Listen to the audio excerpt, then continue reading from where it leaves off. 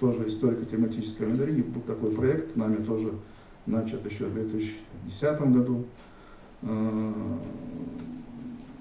Мы их приурачиваем к различным памятным датам, событиям нашей истории. Работники Госархива знакомят гостей мероприятия с важнейшими аспектами истории и культуры ингушей. Долгий и кропотливый труд разных поколений был вложен в новые издания. Так, в первую очередь презентовали несколько томов крупного научно-документального издания по семейные списки населенных пунктов Владикавказского округа Терской области 1886 года, а следом более 300 страниц 10-го тома архивного вестника. Первый блок посвящен именно трем периодам существования, становления ингушской государственности. Это Ингушская область, начинается у нас со статьи Магомеда Картоева по Идрису Зязикову, очень подробно описывается она. Там же описывается 1957 год, там восстановление СССР, Якуб Патиев, там тоже автор этой статьи, очень подробно этот проблемный вопрос там описывается. И затронут период 90-х годов, когда становление республик происходило и так далее, этот период. Работники Госархива в ходе презентации подробно рассказали о содержании еще одного издания «Боевая, трудовая и спортивная слава Ингушетии». В нем отражены выдающиеся заслуги уроженцев республики разных времен и поколений. Работники Госархива отметили, что этот проект стал уникальным, и таких изданий, где сразу собрано столько информации, еще не было. Это такое серьезное издание, которое отражает, значит, скажем так, выдающиеся заслуги представителей нашего народа в целом, уроженцев нашей республики, как на полях сражений, начиная с дореволюционного периода. Туда вошел большой раздел, связанный с георгиевскими кавалерами. Значит, это далее период гражданской войны. Уроженцы нашей республики отмечены в то время высшей наградой боевым красным знаменем. Это полные кавалеры ордена славы, это герои Советского Союза, герои Российской Федерации, герои социалистического труда. И отдельный раздел у нас посвящен также спортивной славе, то есть высшим достижениям, это олимпийские чемпионы.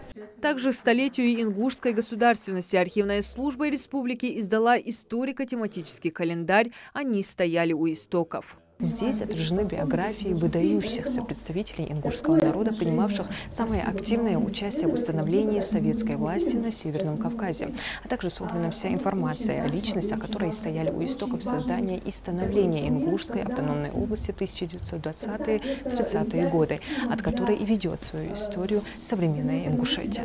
Собравшиеся поздравили работников Госархива и поблагодарили за большой вклад в восстановление и сбор данных об историко-культурном наследии народа. Среди них и политолог Якуб Патиев, чьи статьи отмечены в одном из презентуемых изданий.